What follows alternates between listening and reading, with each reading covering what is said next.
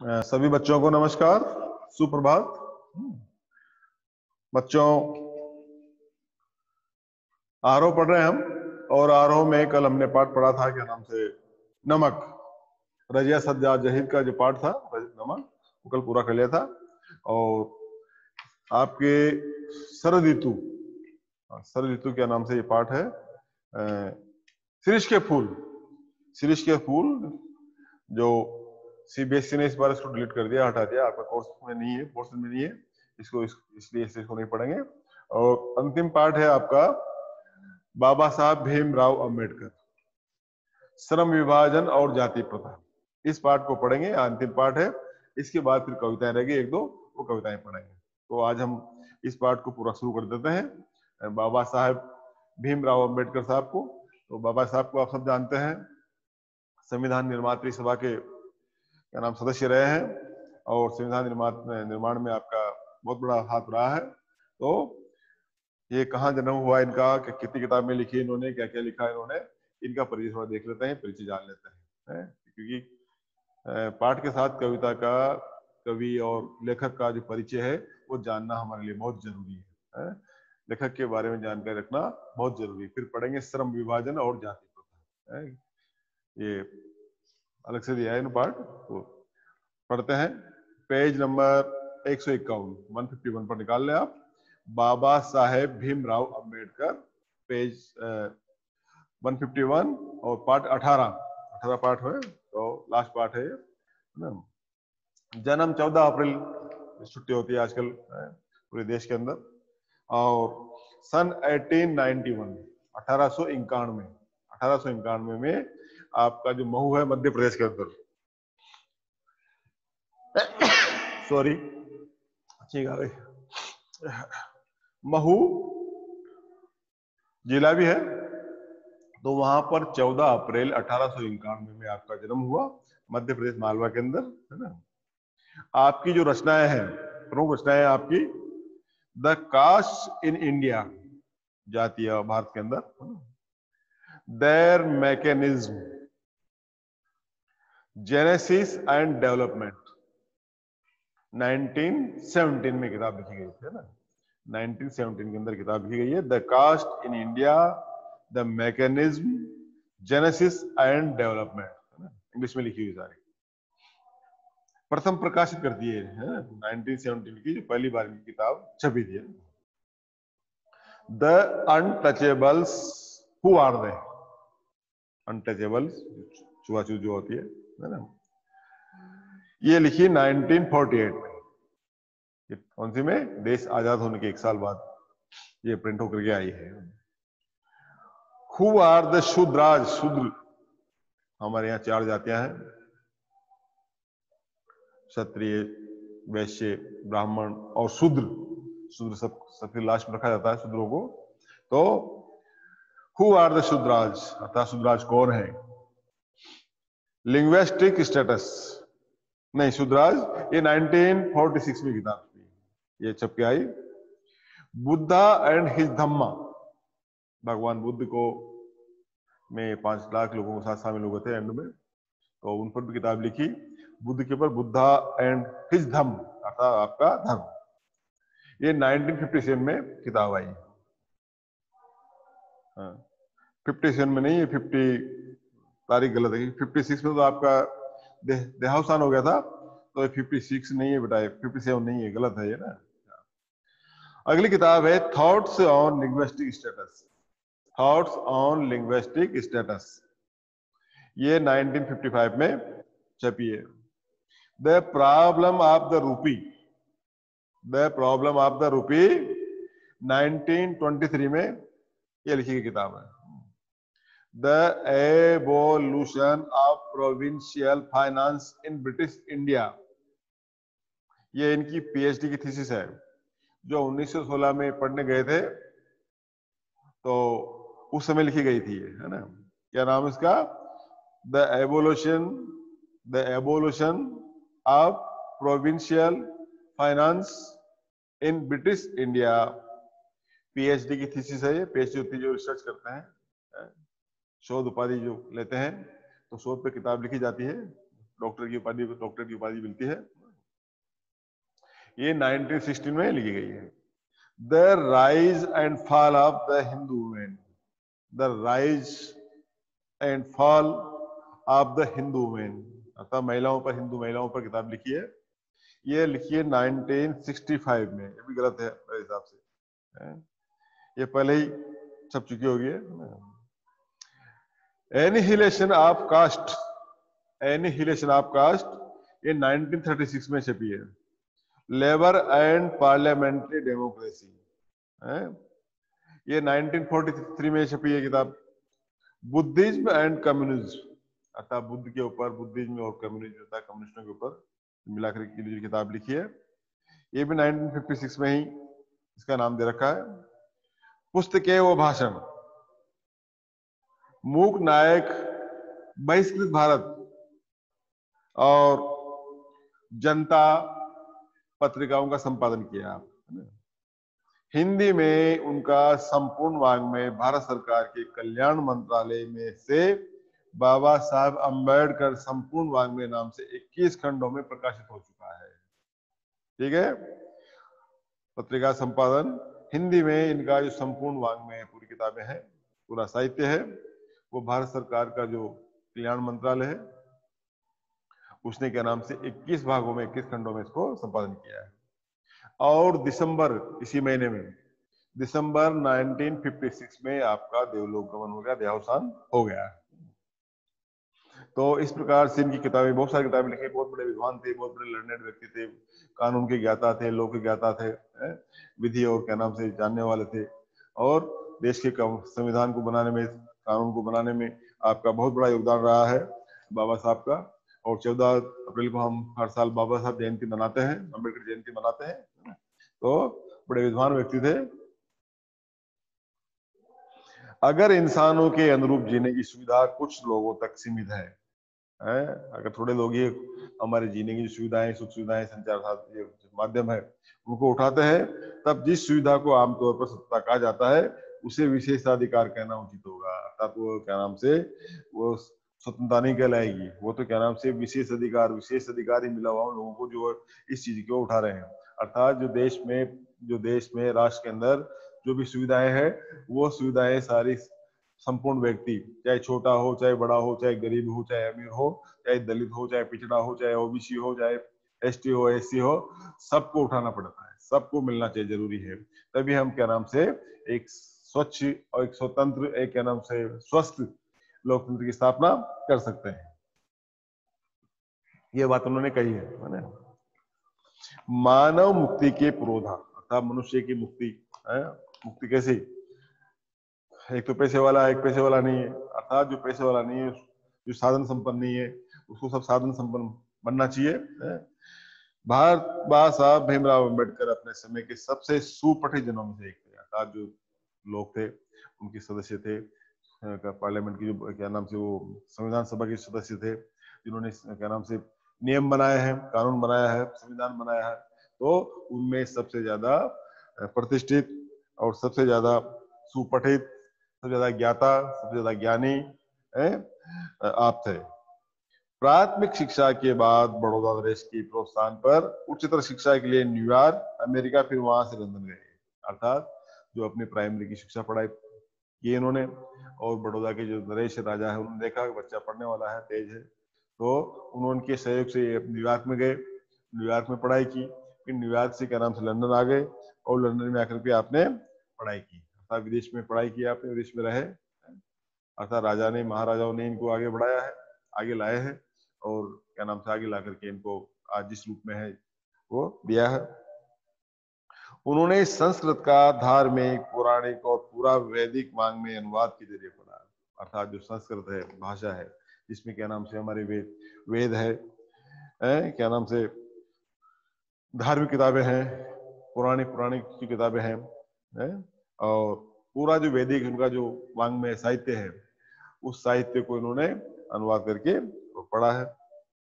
ऐतिहासिक सामाजिक क्षेत्र में अनेक मौलिक स्थापना प्रस्तुत की है। अर्थात इतिहास के अंदर और हमारे सामाजिक सलाहकारों के अंदर आपने अनेक मौलिक जो स्थापना है प्रस्तुत की है। सब मिलाकर वे इतिहास मीमांसक, अर्थात कुल मिलाकर हम कह सकते हैं कि वो इतिहास के ज्ञाता, इतिहास के जानने वाले, इतिहास के मीमांसक, विधिवेता, न्याय के, कानून के ज्ञाता, अर्थशास्त्री, अर्थ फाइनेंस, फाइनेंस की ज्ञाता, और समाजशास्त्री, सोशियोलॉजी, शिक्षाविद, एजुकेशनिस्ट, तथा धर्म दर्शन, धर्म और दर्शन, फिलोसफी, रिलीजन के व्याख्याता बनकर हो गए। अर्थात सभी तरह का ज्ञान उनको था। अर्थशास्त्री वो थे, कानून के ज्ञाता वो थे, इतिहास के मीमांसक वो थे, और समाज की ज्ञाता वो थे, साथ ही शिक्षाविद थे, और रिलीजन और धर्म और दर्शन, फिलोसफी के व्याख्याता बनकर उभरे हैं। सबका ज्ञान था उनको, बहुत ही विद्वान, बहुत ही क्या नाम से काबिल, बहुत ही मोस्ट इंटेलिजेंट पर्सन थे।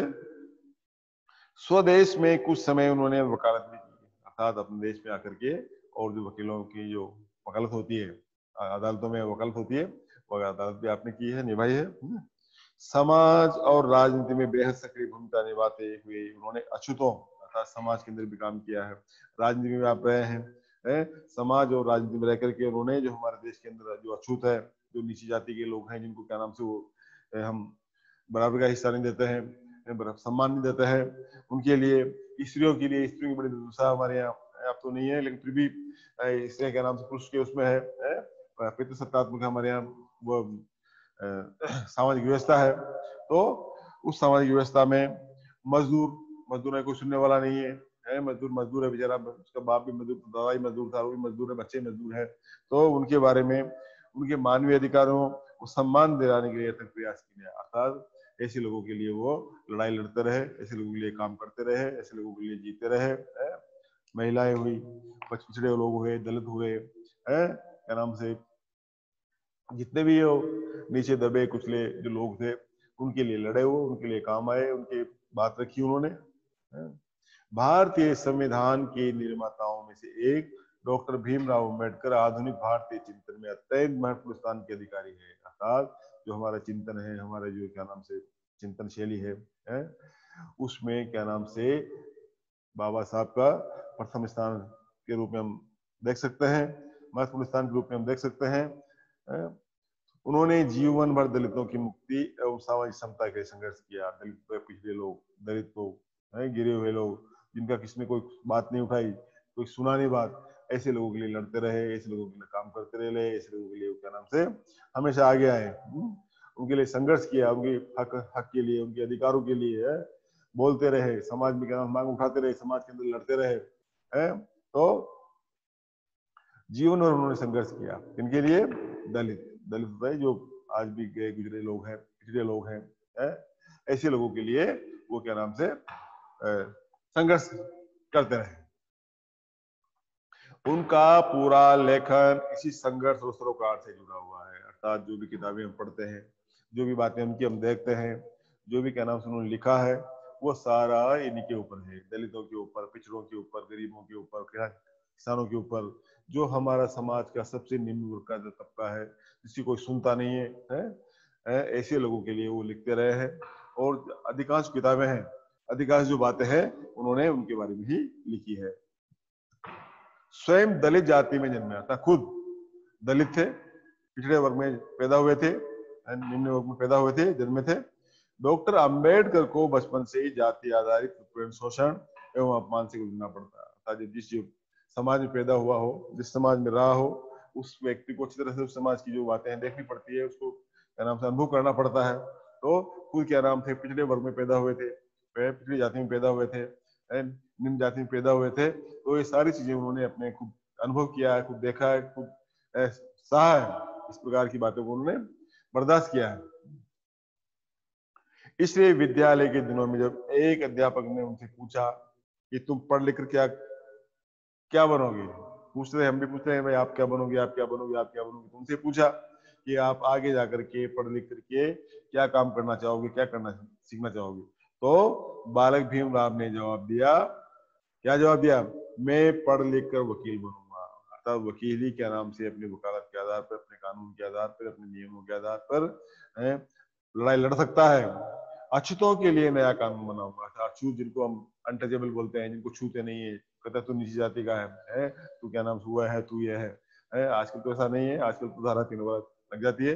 लेकिन उस जमाने में उन्होंने कहा है कि मैं उन लोगों के लिए काम करूंगा, उन लोगों के लिए लड़ाई लड़ूंगा, उनके लिए कानून बनाऊंगा और कानून को लागू कराऊंगा तथा और छुआछूत को खत्म करूंगा। जो देश के अंदर अनटचेबिलिटी की जो भावना है, छुआछूत की जो है कि तू दूर रहेगा, तू बराबर नहीं बैठेगा, तू बराबर का हमारे बर्तनों में खाना नहीं खाएगा, तुझे अच्छे कपड़े पहनने का अधिकार नहीं है। इस तरह की बहुत सारी बातें थी, आजकल तो नहीं है। आजकल तो ये सब खत्म हो गई है। आजकल तो इस तरह की चीजें समाज के अंदर रही नहीं है, और कोई करता भी है तो उसकी क्या नाम से पुलिस में अपनी कार्रवाई कर सकता है और उसके लिए धारा 3 का केस है, जिसमें जमानत भी नहीं होती है और उसको सजा मिलती है। तो ये चीजें सब खत्म हो गई है। ये चीजें उनके कानून से आई है, देखा जाए तो आज की सरकार इनको इम्प्लीमेंट कर रही है, क्रियान्वित कर रही है। अच्छी बात है, करना चाहिए, है ना। डॉक्टर अंबेडकर ने अपना पूरा जीवन इसी संकल्प के पीछे झोंक दिया, अर्थात जो उन्होंने वादा कर रखा था, जो उन्होंने मन में ठान रखी थी, उस मन में ठानने के लिए ही उन्होंने ये काम किया है? और क्या नाम से अपना जो पूरा संकल्प है, अपना पूरा जो जीवन है, इसी संकल्प के पीछे उन्होंने झोंक दिया, लगा दिया। इसके लिए उन्होंने जमकर पढ़ाई की, काफी पढ़ाई की है, अच्छी पढ़ाई की। पढ़ाई करने वाला व्यक्ति इतनी किताब लिख सकता है, इतने इंग्लिश में क्या नाम से ब्रिटेन में और क्या नाम से इंग्लैंड में जाकर के वह अध्ययन कर सकता है? तो ये सारा जीवन उन्होंने अपना लगा दिया। व्यापक अध्ययन एवं चिंतन मनन के बल पर उन्होंने हिंदुस्तान के स्वाधीनता संग्राम में एक नई अंतर्वस्तु बनने का काम किया, अर्थात स्वतंत्रता संग्राम में काम किया, देश के लिए भी काम किया, और देश आजाद हो गया। देश आजाद होने के पश्चात गरीबों के लिए, दलितों के लिए भी काम किया है, इसी भावना से। वह ये था कि दास्ता का सबसे व्यापक और गहन रूप सामाजिक दास्ता है। अर्थात दास्ता तो होती है, लेकिन सामाजिक दास्ता, सामाजिक जो छुआछूत, सामाजिक जो नाम से बातें हैं, वो जरूरी है। उनका समापन होना, उनका खत्म होना जरूरी है, अर्थात समाज से चीज जाना जरूरी है। समाज के अंदर ऊंच नीच, भेदभाव, छुआछूत, जाति प्रथा, ये सारी बातें खत्म होना चाहिए। तो इन चीजों को उन्होंने खत्म किया, और उसके उन्मूलन के बिना कोई भी स्वतंत्रता कुछ लोगों का विशेष अधिकार रहेगी, इसलिए जरूरी है।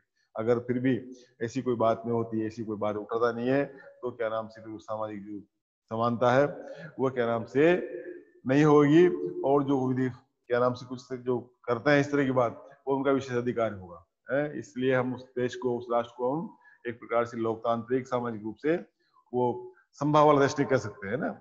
और वो अधूरी रहेगी, वो हमेशा अधूरी रहेगी, उसको कभी पूरा नहीं कर सकते। तो जरूरी है पहले सामाजिक समानता को लाना। समाज के अंदर जो गए हैं लोग हैं, जो दलित लोग हैं, जो पिछड़े लोग हैं, दबे हुए हैं, उनको ऊपर लाना, उनको ऊपर उठाना, उनके विकास की बात करना, ये जरूरी है। उनके चिंतन और रचनात्मकता के मुख्य प्रेरक व्यक्ति रहे हैं बुद्ध। भगवान बुद्ध को आप जानते हैं? भगवान बुद्ध ने भी ये किया था, सबको समान, सबके लिए बराबर, अर्थात बुद्ध धर्म ज्यादा लोग मानते हैं आजकल, है। और कबीर, कबीर तो जानते हो, कबीर तो बड़े अच्छे संत रहे हैं, कवि रहे हैं। तो उन्होंने तो सबको बराबर माना है? उन्होंने जाति पाति इनका विरोध किया है। कहते हैं जाति पात पूछे नहीं कोई, हरि को भजे सो हरि को ही, अर्थात जो हरि की पूजा करता है, हरि को भजता है, वह उस परमात्मा की संतान है। वहां न जाति है, न धर्म है, न कुछ है, वो सब बराबर है? तो कबीर है। और ज्योतिबा फूले, फूले जो संत थे, वो भी क्या नाम से उन्होंने भी समानता के लिए, सामाजिक समानता के लिए, जातिगत भेदभाव को मिटाने का काम किया है, बड़े संत रहे हैं। जातिवादी उत्पीड़न के कारण हिंदू समाज से मोहभंग होने के बाद वे, अर्थात जाति प्रथा हमारे देश में हिंदुओं में बहुत ज्यादा है? और इस कारण से इससे मोहभंग हो गया उनका, है क्या है, कौन सा समाज है, कौन सा धर्म है जो जिसपे इतनी जातियां हैं, और जातियां भी क्या नाम से इस प्रकार से इनमें भेदभाव है। तो उससे मोह भंग हो गया, और फिर वो बुद्ध के समतावादी दर्शन में आश्वस्त हुए, जो भगवान बुद्ध थे, जिन्होंने कहा था सब बराबर है, सब मनुष्य बराबर है, न कोई छोटा है, न कोई बड़ा है, न कोई गरीब है, न कोई अमीर है, न कोई दलित है, न कोई पिछड़ा है, न कोई एससी है, न एसटी है, सब बराबर है, सबको बराबर का अधिकार है, सबको समान रूप से जीने का अधिकार है? तो उसमें वो करके 14 अक्टूबर सन 1956 को 5 लाख अनुयायियों के साथ बौद्ध मतानुयायी बन गए, अर्थात बौद्ध धर्म उन्होंने ग्रहण कर लिया, और अपने साथ 5 लाख लोगों को भी ले गए। 5 लाख लोगों ने बुद्ध को बुद्ध की शरण में चले गए, बुद्धम शरणम गच्छामि, अर्थात बुद्ध की शरण में वो चले गए, बुद्ध बन गए, भगवान बुद्ध के जो मानने वाले हैं उनमें चले गए, क्योंकि वहां पर कोई प्रकार की किसी प्रकार की कोई जाति प्रथा, कोई क्या नाम से भेदभाव, किसी प्रकार की ऊंच नीच, किसी प्रकार की कोई छुआछूत, किसी प्रकार की जाति को असमानता समानता वो नहीं है वहां पर, है वहां सब बराबर है, वहां सब एक समान है। भारत के संविधान निर्माण में उनकी महती भूमिका और एक निष्ठ समर्पण के कारण ही हम आज उन्हें भारतीय संविधान का निर्माता कर सकते हैं, कहकर श्रद्धांजलि अर्पित करते हैं। अर्थात जो देश आजाद हो गया, देश आजाद होने के बाद क्या नाम से जब देश को संविधान बनाया गया है, संविधान बनाने के लिए जो भी कमेटी बनाई गई उस कमेटी में आपको रखा गया और आपकी महत्वपूर्ण भूमिका रही उसके अंदर, बहुत क्या नाम बिंदु आपने उसमें दिए हैं, महत्वपूर्ण बातें आपने रखी है, वो संविधान हम मान रहे हैं, आज भी हमारे संविधान चल रहा है। उनकी सचमुची बहुमुखी विद्वता एकांत ज्ञान साधना की जगह मानव मुक्ति जन कल्याण के लिए थी, है अर्थात उनकी जो बुद्धि है, जो शिक्षा है, जो प्राप्त की उन्होंने, वो संपूर्ण समाज के लिए थी, संपूर्ण क्या नाम है जन कल्याण के लिए थी, है तो किसी व्यक्ति विशेष की या किसी अपने लिए नहीं थी, मानव मुक्ति के लिए थी, है ना। तो ये बात वे अपने चिंतनों क्रिया के क्षण बराबर साबित करते रहे, अर्थात जो भी सोचते हैं, जो भी चिंतन करते हैं वहां बराबर वो साबित करते रहे हैं। अपने इस प्रयोजन में वे अधिकतर सफल भी हुए हैं, अर्थात इसकी सफलता आज हम देख रहे हैं, हमारे समाज में देख रहे हैं, देखने को मिलती है, तो ये बात है। यहाँ प्रस्तुत जो पाठ है अंबेडकर की विख्यात भाषण एनिहिलेशन ऑफ कास्ट 1936 के लल्लई सिंह यादव द्वारा कृत हिंदी रूपांतर जाति भेद का उच्छेद के 2 प्रकरणों के तौर पर है, अर्थात ये इंग्लिश में था लेकिन ये क्या नाम से इसको हिंदी में वो किया गया है। ये भाषण जाति पाति तोड़क मंडल लाहौर के वार्षिक सम्मेलन 1936 के अध्यक्षीय भाषण के रूप में तैयार किया गया था, अर्थात भाषण को वहां पर इसको तैयार किया गया था, परंतु इसकी क्रांतिकारी दृष्टि आयोजकों की पूर्ण सहमति न बन सकने के कारण सम्मेलन ही स्थगित हो गया था और ये पढ़ा न जा सका। बाद में अंबेडकर ने न केवल स्वतंत्र पुस्तिका के रूप में प्रकाशित कर वितरित किया, फिर इसको क्या नाम से भाषण में पढ़ा नहीं गया, वहां कोई डिस्प्यूट हो गया, इसको सब लोगों ने पढ़ा, फिर इन्होंने क्या नाम से किताब के रूप में लिखा और वो प्रकाशित की किताब और उसको वितरित किया गया, जो पर्याप्त लोकप्रिय हुई बाद में। उनके अनुसार समानता, स्वतंत्रता और बंधुता ये 3 तत्व आदर्श समाज में अनिवार्य है, अर्थात समानता भी जरूरी है, स्वतंत्रता जरूरी है, भाईचारा जरूरी है, ये नहीं होगा तो हम कैसे लोकतांत्रिक देश में रख सके, वो अच्छे व्यक्ति हो सकते हैं, अर्थात एक आदर्श समाज जो हमको बनाना है, तो आदर्श समाज बनाने के लिए समानता जरूरी है, समानता बराबरी का भाव हिस्सा है, स्वतंत्रता आजादी और बंधुता भाईचारा ये चीजें जरूरी है, तभी हमारा आदर्श समाज बन सकता है, अनिवार्य है, जिसमें लोकतंत्र सामूहिक दिनचर्या, जीवनचर्या की गतिविधि और समाज के सम्मिलित अनुभवों के आदान प्रदान की प्रक्रिया के अर्थ तक भी पहुंचे, अर्थात तभी वो लोकतंत्र तांत्रिक देश होगा और उसकी जो दिनचर्या है, कार्य है, रीति है, समाज है, ये सम्मिलित अनुभव सारे उसके अंदर आएंगे जाएंगे, आदान प्रदान होगा और हम एक लोकतांत्रिक देश में रह पाएंगे। यहाँ प्रस्तुत पाठ उस उक्त पुस्तिका के प्रतिनिधि प्रकरण है।